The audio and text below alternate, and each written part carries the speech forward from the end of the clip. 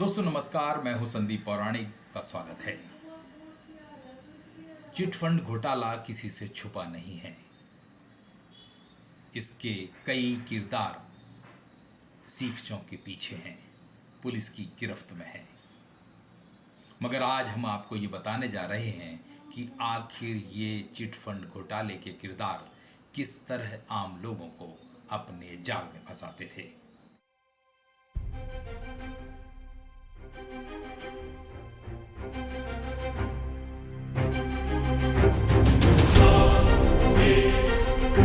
ये वो तस्वीरें उस नटवरलाल की हैं जिसने बीते 1.5 दशक में ऐसा जाल फैलाया कि उसके जाल में हजारों लोग फंसते गए। नाम है रवि तिवारी। बड़े होटल का नज़ारा देखिए आप, किस तरह से वो जश्न मना रहा है, किस तरह से लोगों को अपनी तरफ आकर्षित कर रहा है। और दूसरी तरफ वो तस्वीर जो ललितपुर पुलिस की वजह से सबके सामने आई। कभी वो दाढ़ी रखाता था, कभी वो बड़ा कलाकार नजर आता था और आज पुलिस की गिरफ्त में है। ये एक ऐसा व्यक्ति है जिसने कई लोगों के साथ मिलकर LUCC नाम की कंपनी बनाई। ये एक लौती कंपनी है, इसके अलावा भी उसने कई और कंपनियां बनाई हैं। ये इन कंपनियों के जरिए लोगों को पहले जोड़ता था, एजेंट बनाता था और एजेंट बनने के एवज में भी कुछ रकम लेता था। जब आप एजेंट बन जाते थे तो उसकी कोशिश होती थी कि आप नए ग्राहक तलाशें। वो एक टारगेट देता था, लोग गांव-गांव जाकर संपर्क करते थे और गरीब मासूम आदमी या ग्रामीण जो कुछ पैसे अपनी अंटी में रखता था, उसे लगा कि ये जो व्यक्ति आया है, गांव का व्यक्ति है, अपना परिचित है, इसे अगर हम कुछ पैसा दे देंगे तो हो सकता है 1-2 साल में ये रकम दोगुनी हो जाए। ये सिलसिला चलता रहा। ललितपुर से ये कहानी शुरू होती है और धीरे धीरे ये उत्तर प्रदेश, मध्य प्रदेश, गुजरात, राजस्थान, महाराष्ट्र सहित देश के कई हिस्सों में फैल जाती है। बेरोजगारी बेहिसाब है, लोग परेशान रहते हैं और जब उन्हें लगता है कि एक ऐसी कंपनी आई है जो उन्हें रोजगार दे रही है तो उसके जाल में फंस जाते हैं और वो लोग अपने ही लोगों को निशाना बनाते हैं। हुआ भी वही। इन लोगों ने गांव-गांव में दफ्तर खोले और सबसे पहले उन गांव को निशाना बनाया जहां पर जमीन का मुआवजा मिलने वाला था या दूसरे तरह से लोगों के पास पैसा आने वाला था। जिन लोगों के पास पैसा आया उनसे इन लोगों ने संपर्क किया, उसके लिए होशियारी से उसी गांव के लोगों की नियुक्ति की। धीरे धीरे स्थिति ये हुई कि लोग उस जाल में फंसते गए। लोगों को लगा कि मुआवजे में 1 करोड़ रुपए मिला है, 1 साल में 2 करोड़ हो जाएगा, या 10 लाख लगाएंगे 20 लाख हो जाएंगे। लोगों को लालच हुआ अमीर बनने का। धीरे धीरे लोग इनके पास आते गए और ये लोग लोगों को भरोसा दिला के पैसा इकट्ठा करने लगे।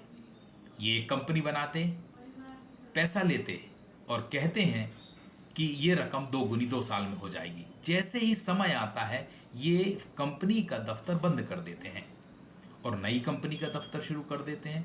जब प्रभावित आदमी या जिसने पैसा जमा किया था वो उस दफ्तर में जाता है तो दफ्तर बंद मिलता है। जब वो एजेंट को पकड़ता है तो वो कहता है पैसा जल्दी आ जाएगा। धीरे धीरे इन लोगों ने 7 कंपनियां बना डाली, अलग अलग जगह का चुनाव किया, पैसे लेते गए और जो लोग जितने ज़्यादा पैसे लेके आता उसे कमीशन भी ज़्यादा मिलता। ये लोग होटल में जश्न मनाते, बड़े बड़े कार्यक्रम करते और उन कार्यक्रमों में मध्यस्थों के जरिए, मध्यस्थ वे लोग जो समाज के प्रतिष्ठित हैं, बड़े काम करते हैं, उनके जरिए फिल्मी कलाकारों को बुलाते, राजनेताओं को बुलाते और तमाम लोगों को मंच पर आके बिठा देते और उन्हें यही बताते कि वे लोग बेरोजगारों को रोजगार दे रहे हैं, वहीं पैसा लगाने वालों की रकम को दोगुना कर रहे हैं। जब मंच पर आम आदमी या एजेंट बड़े बड़े लोगों को देखता है तो उसे लगता है कि वाकई में कंपनी ठीक चल रही है। ये लोग इकट्ठे किए पैसे को अपने हिसाब से जमीन खरीदने के दीगर कारोबार में लगाते रहे। हाँ, ये जरूर था कि ये भरोसा दिलाते थे कि इनकी बड़ी कई कंपनियां हैं, पेट्रोल के कुएं हैं, जमीन में निवेश किया है, होटल चल रहे हैं, तमाम चीज़ें, उससे जो पैसा आएगा उस आधार पर वो रकम दोगुना दे देंगे। ये सिलसिला चलता रहा और बीते 1.5 दशक में कई हजार लोग इनके शिकार बन गए। पीड़ित लोग थानों में जाते, शिकायत करते, कोई सुनवाई नहीं होती। मध्य प्रदेश की राजधानी भोपाल में भी ऐसा मामला है, लेकिन पिछले 3 साल में कोई सुनवाई नहीं हुई और पीड़ित लोग चक्कर लगाते रहे। हाँ, ललितपुर पुलिस के पुलिस कप्तान मुश्ताक मोहम्मद ने बड़ा खुलासा किया। उन्होंने साहस दिखाया, पीड़ितों की शिकायत के आधार पर आरोपियों की खोज की और उन्होंने 10 लोगों को गिरफ्तार कर लिया है अब तक। इन लोगों से पूछताछ में जो बात आई है वो चौंकाने वाली है, डराने वाली है कि इन लोगों ने कई हजार करोड़ रुपए लोगों से हड़पे हैं। बड़े बड़े जश्न मनाते थे, बड़ी बड़ी गाड़ियां में घूमते थे। कहा तो यहां तक जाता है कि रवि तिवारी कभी कार से नहीं उतरता था, वो कार में ही बैठ के फ़ोन लगाता था और संबंधित आदमी उससे मुलाकात करने कार तक आता था या उसके होटल में जाता था। भोपाल में भी एक होटल खोल रखा है। लेकिन मध्य प्रदेश की पुलिस, टीकमगढ़ पुलिस ने इस रैकेट से जुड़े कुछ लोगों को गिरफ्तार किया, मगर मध्य प्रदेश की राजधानी हो, भोपाल हो और जगह हो, इन लोगों ने बड़े पैमाने पर निवेश कर रखा है, जमीनें खरीद ले रखी हैं और प्लॉटिंग की जा रही है। लेकिन पुलिस है कि कार्रवाई करने को तैयार नहीं हो रही है।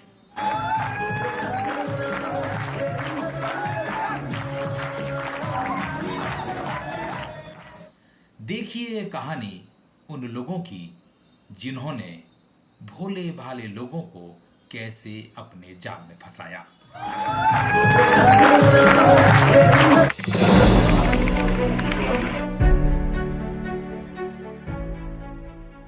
इन महाठगों ने हजारों लोगों की हंसती खेलती जिंदगी को बर्बाद कर दिया है।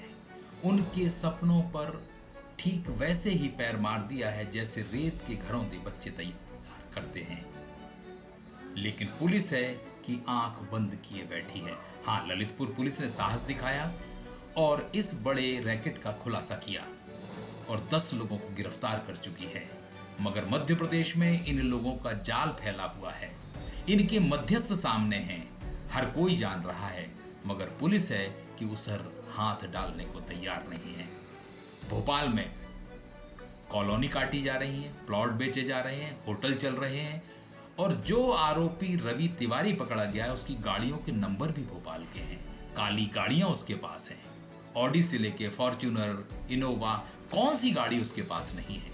इन सारी गाड़ियों के नंबर भोपाल के हैं। उसका निवास भोपाल में है, वो कई सालों से यहाँ खेल खेल रहा है, मगर पुलिस की ध्यान में न नज़र में है वो मामला। क्या वाकई में रवि तिवारी ने यहाँ के प्रशासन, पुलिस और सत्ताधारी लोगों को खरीद रखा था, या फिर अब तक उनके कान तक शिकायत नहीं पहुंची? अब देखना होगा क्या वाकई में मध्य प्रदेश में इस व्यक्ति और इसके गिरोह द्वारा फैलाए गए जाल का ताना बाना तोड़ने में पुलिस सफल होती है, या फिर उसके सहयोगी मध्यस्थ अब भी जमीनें बेचने का कारोबार करते रहेंगे। इंतजार रहेगा क्या मध्य प्रदेश में भी ऐसी कार्रवाई होती है। दोस्तों, आज के लिए इतना ही। नमस्कार।